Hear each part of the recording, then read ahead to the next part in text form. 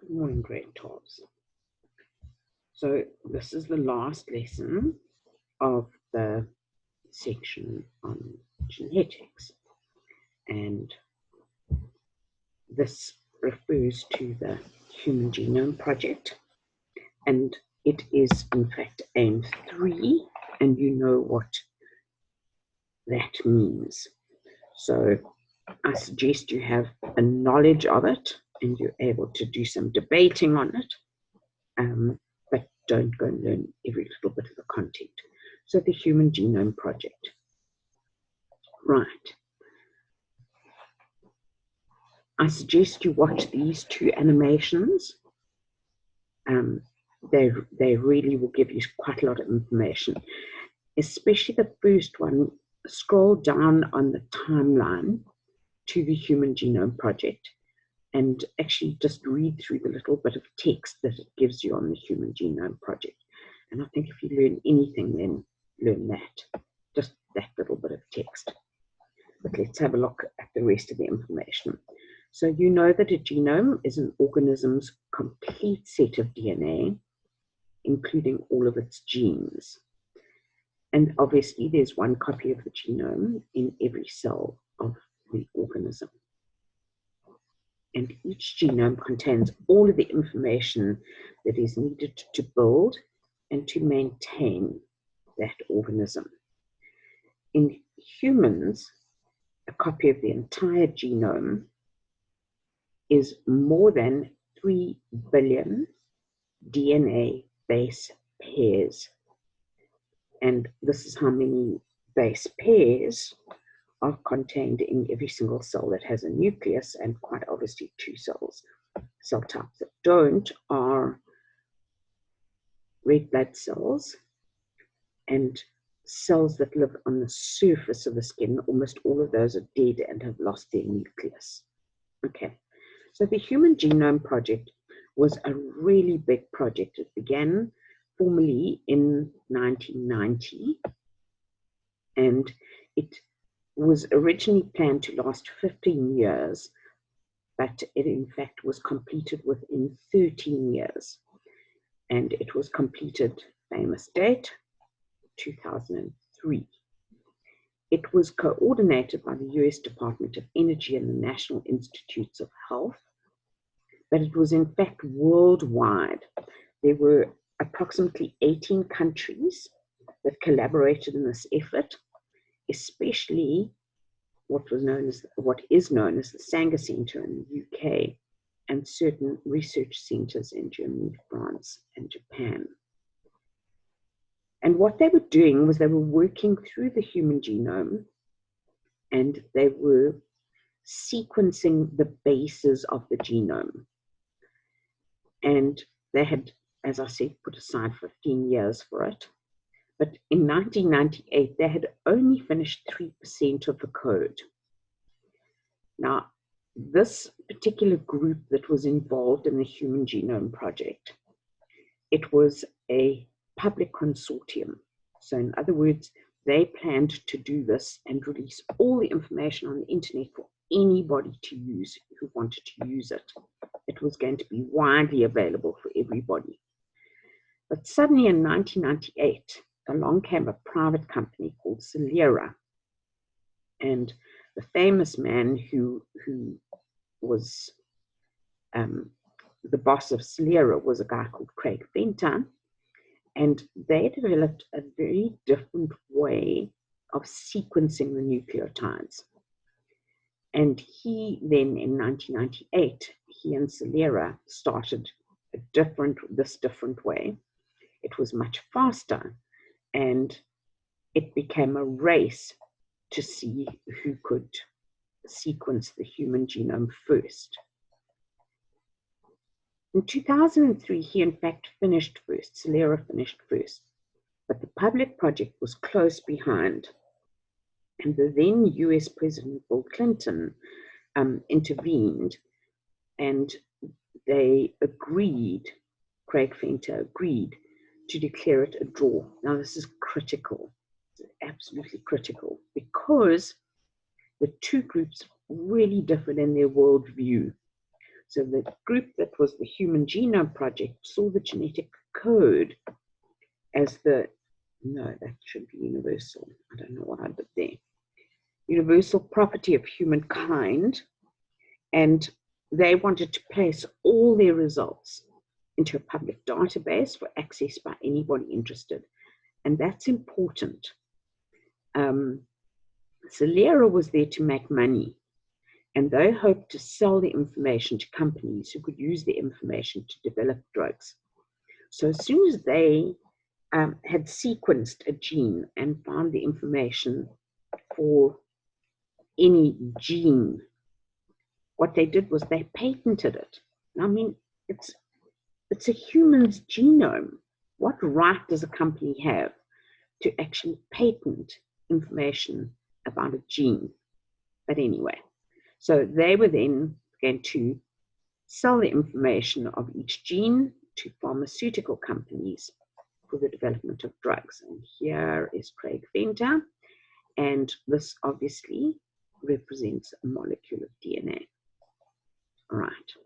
So what was the Human Genome Project? So the work of the Human Genome Project has allowed researchers to begin to understand the blueprint for building a person. And as researchers learn more about the functions of the genes and the proteins that are produced by those genes, this knowledge will have a major impact on the fields of medicine and human life. So what did they want to do?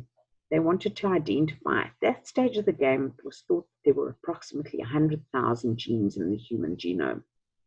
So they wanted to determine the sequences of the 3 billion base pairs that make up the human genome, this 100,000, as they thought then, genes in the human genome.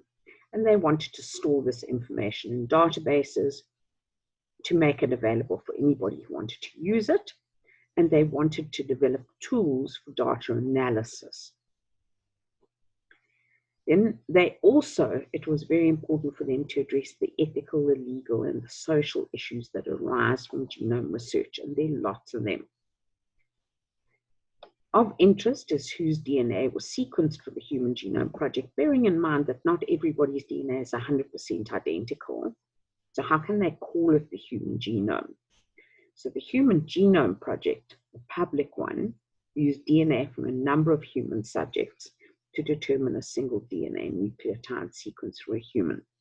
Celera used 5 humans, and one of whom was Craig Venter. It should be private, sorry. And don't obsessively learn that. So obviously, what makes up the human genome sequence? It's obviously the nucleotide bases, adenine, cytosine, thymine, and guanine. By this stage of the game, they'd narrowed it down and they'd said there's not 100,000 genes, there's 30,000. In fact, now they've realized it's closer to 20,000. But what's quite interesting, and we never mentioned at the time when we spoke about DNA and protein synthesis, is each gene in fact codes for about 3 proteins. So what happens is a gene codes for a protein, and once that protein has been made, it is broken up into 3 different proteins on average, each of which does a different function. Of interest, the average gene consists of 3,000 bases, but it varies greatly in size, with the largest known human gene being dystrophin, which is to do with muscles, is actually 2.4 million bases, 2,4, sorry. Remember, I'm from a generation that puts points instead of commas. The total number of genes was at that stage estimated around 30,000, much lower than the previous estimates between 80,000 and 140,000. But remember, it is now thought to be closer to 20,000. This information came from 2003, when they in fact finished the human genome sequencing. Almost all nucleotide bases are in fact exactly the same in all humans. So about 99.9% of the bases, nucleotide-based sequences, are identical in all humans. And why is that important, and why do we know that? Well, because the majority of the proteins and the enzymes that we make are the same in all humans. We all make insulin. Insulin is insulin is insulin. And so the gene that codes for making insulin is the same in all humans. So really we have far, far, far more similarities than we have differences. But now what are they still doing? They're trying to work out the functions of the majority of the genes in the Human Genome Project. So what are the benefits of the Human Genome Project? And there are lots of them. Improvements in medicine. Oh, this is not going to be a good PowerPoint to do a talk over. Being able to then use the same kind of technology to sequence microbe genomes for things like producing artificially producing fuel, not really artificially, but instead of using petrol, actually producing ethanol from microbial organisms, which is going to save a lot of money in the world and a lot of tension in the world. And then using microbes for environmental cleanups as well. The improved use of DNA in DNA forensics, because now they know more about it. Improved agriculture and livestock, which will lead to improved food security. Better understanding of evolution and the migration of human beings over time. And that will be important in the next section. More accurate risk assessment. So knowing things like what is an individual's risk of, say, developing breast cancer if they have this mutation versus the normal gene or that mutation. So how are the genes in the genome arranged? Because remember that there's a whole lot of information between the genes that is non-coding. And so genes appear to be concentrated in random areas along chromosomes, with vast expanses of non-coding DNA in between. And then very strange stretches of up to 30,000 cytosine and guanine bases repeating over and over and over again. And these occur adjacent to gene-rich areas. And now they have to work out why. Why are these sequences just in front of the gene-rich areas? And so they form a barrier between the genes and the random non-coding DNA. And they think that these little islands of cytosine and guanine are there to regulate gene activity. Quite obviously, because chromosome 1 is the longest, it has the most genes, 2,968, and the Y chromosome, which is the shortest, has the fewest, so 231 genes. Less than 2% of the genome actually codes for proteins, which is quite a gobsmacking figure. Humans, on average, have 3 times as many kinds of proteins as a fly or the worm, because we do this alternative splicing thing, which, as I said to you, when a protein is produced, it can be cut up or spliced into different kinds of proteins, and then they can be chemically modified. So consider, for example, hemoglobin, which is hemoglobin A and hemoglobin B, but they're put together to make the hemoglobin that we use in red blood cells. And so this process can yield different protein products from the same gene. Humans share most of their protein families with worms, flies, and plants, but the number of gene family members is expanded in humans especially in the proteins involving development and immunity. So scientists have identified, and this is important in terms of medicinal applications. So scientists have identified about 3 million locations where single base DNA differences, SNPs, occur in human. And this information promises to revolutionize the process of finding chromosomal locations for disease-associated sequences and tracing human history. So this is going to be terribly important in predicting who is susceptible to which kind of diseases, etc. The ratio of interest, the ratio of germline, in other words, sperm versus egg cell mutations, is 2-to-1 in males versus females. So males have more mutations in their sperm, twice as many as females have in their egg cells. And they think it is because of the greater number of cell divisions required for sperm formation than for eggs. Because remember that those, those germinal epithelial cells in the seminiferous tubules divide again and again and again to form sperm cells, whereas in human females, what happens is that the germinal epithelium divides and it forms the follicles, and there's no other division after that. So because the germinal epithelium continues to divide in males, it is thought that that explains the greater rate of mutations.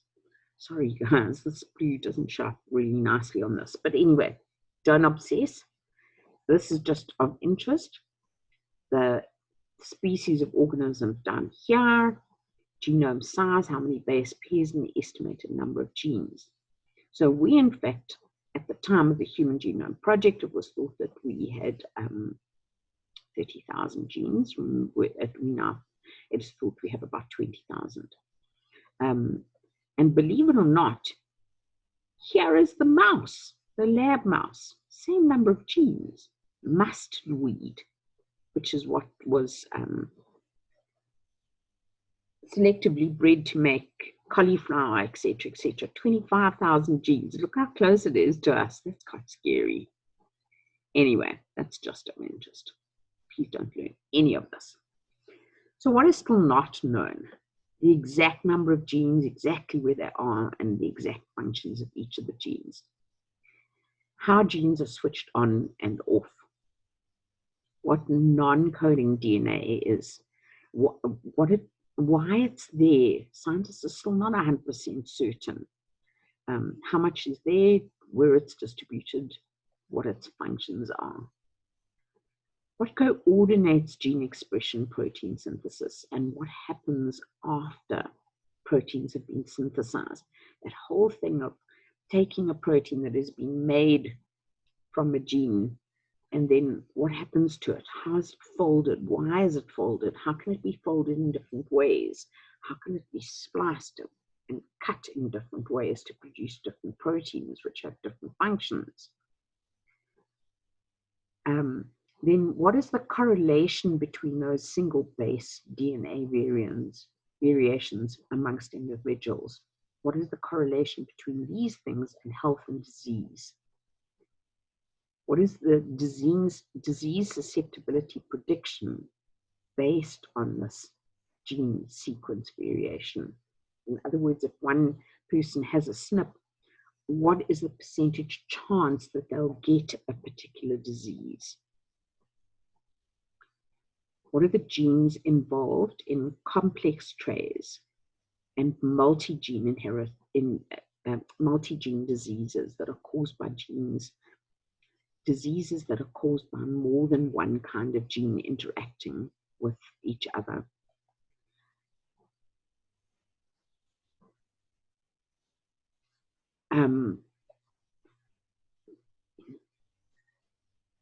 Complex systems of biology, which is using microbes for environmental restoration, things like digesting oil and oil spills.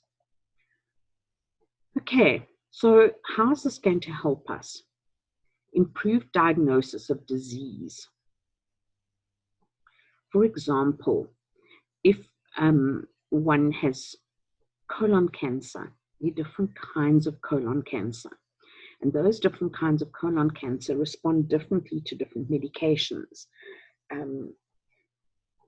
This is going to be important because if a kind of cancer is sequenced, then an oncologist can prescribe a particular kind of chemotherapy, or maybe say this particular mutant variation of a cancer requires twice as much chemo as that particular mutation of that particular cancer. We need to double the dose. And that could lead to a person either recovering from a cancer or not recovering. Then to detect genetic predisposition to disease. What are the chances a person has of developing, say, a kind of breast cancer? To create drugs based on molecular information, to use gene therapy, which we spoke about in the previous section, and control systems as drugs, to design custom drugs, which is called pharmacogenomics, based on individual genetic profiles.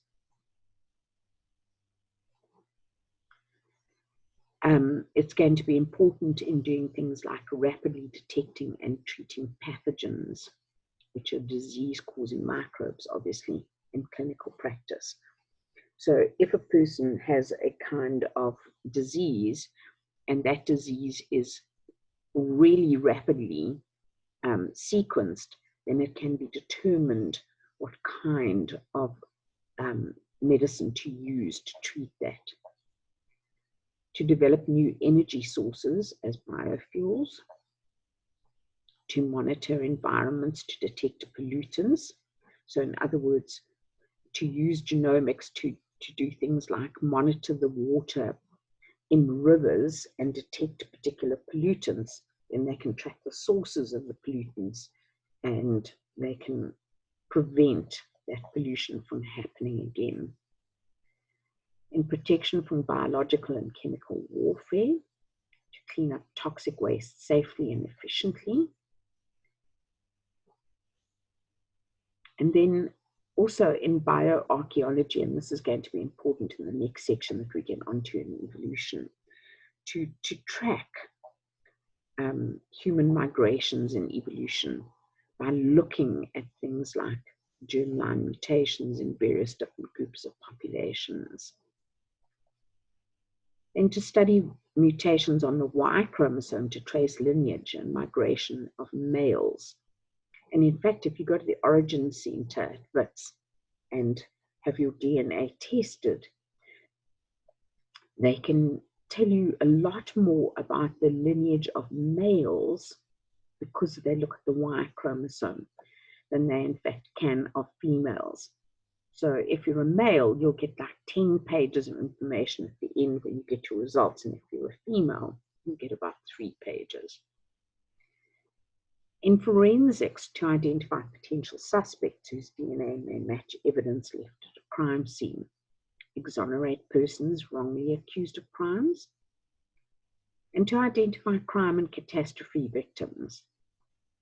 So things like the tsunami, which happened in the East, the Middle and Far East it actually was, where many people were there on holiday on the islands, and they were there on holiday, and people who were trying to identify bodies and parts of bodies had no idea to whom these bodies and parts of bodies belonged.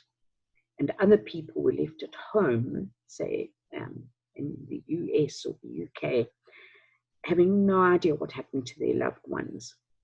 And this would enable catastrophe victims or cold case crime victims to be identified. to establish paternity and other family relationships, to identify endangered and protected species as an aid to wildlife officials. So it could be used to prosecute poachers, for example. If a poacher is caught with a particular rhino horn, and there in a game reserve is a dead rhino minus a rhino horn, and those two are matched up beyond any doubt, then that particular poacher can be prosecuted. To more closely relate organ donors with recipients in transplant programs in a way which will make sure that the organ is less likely to be rejected. To determine pedigrees for seed breeds or livestock breeds. To authenticate consumables such as caviar and wine. In other words, if there is caviar that somebody claims comes from, I don't know, an area where the caviar is really rare and lots of money is paid for that particular caviar, but in fact it simply came from somebody's backyard where they kept some trout in a tank in their backyard, and therefore consumers shouldn't have to pay as much money for it. So it's used to authenticate consumables.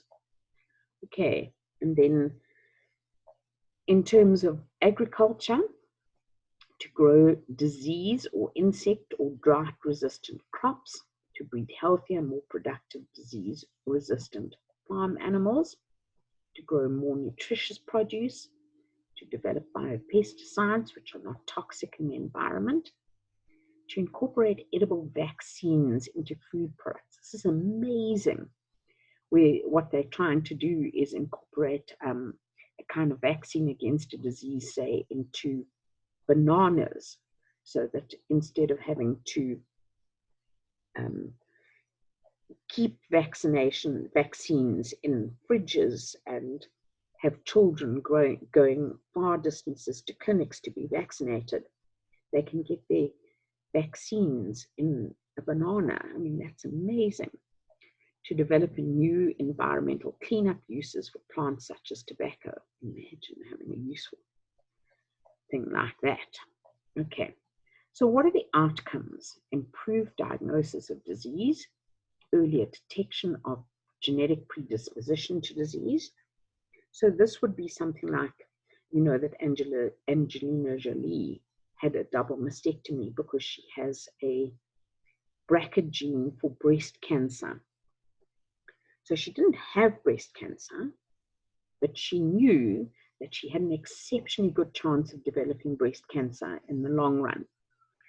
And that means that she could preempt the whole thing by having the mastectomy before she developed the breast cancer. Rational drug design for a particular individual with a particular kind of mutation, gene therapy, personalized custom drug making, and then realize that this is all going to take a long time and it's all going to be quite expensive. Okay, so as the research into and the development of new drugs is very expensive, companies will want to recoup their costs. Drugs, although they will be more effective, are sadly going to be very expensive. And then the Human Genome Project also focused on the ethical, legal, and social issues surrounding this. The issue of privacy and confidentiality of genetic information. So if one goes for a gene test or a DNA testing, and I think you know about the company 23andMe in the United States, where a person could spit into a test tube and send it off, and it would come back saying you've got an 80% chance of developing esophageal cancer, and a 20% chance of developing this, and 30% chance of getting Alzheimer's, etc. Who owns that information? Does the company own it, or do you own it? And do you have the right of confidentiality of that information? Or what about if you take out a life insurance policy, is the company that gives you the life insurance policy, do they have the right to that information? Does a potential employer have a right to information about you? Fairness in the use of genetic information by insurers, employers, courts, schools, adoption agency, and the military, amongst others. What about the psychological impact, the stigmatization and discrimination due to individuals' genetic differences? So if you had a DNA test and you knew that you were going to develop Alzheimer's later on in life, or you had an 80% developing Alzheimer's, what would be the psychological implications of that to you? Would you want to know that? Wouldn't you want to know that? Then things like reproductive issues. If you know that you've got a 50% chance of developing a condition later on in life that is going to affect you, should you be allowed to have children? So all of this has got to be thought about here. Then clinical issues, including education of doctors and other health service providers. People identified with genetic conditions have to be educated about them. General public needs to know about the capabilities, the limitations, and the social risks of all this. So if it says 80% chance of developing colon cancer, what are the implications of that? Are there ways that you can prevent colon cancer? Should you know that you should go for testing every single year, etc.? And then uncertainties associated with gene tests for susceptibilities and complex conditions such as heart disease, diabetes, and Alzheimer's. So these things are not 100% certain. It's things like heart disease. There's a lot of lifestyle stuff associated with this.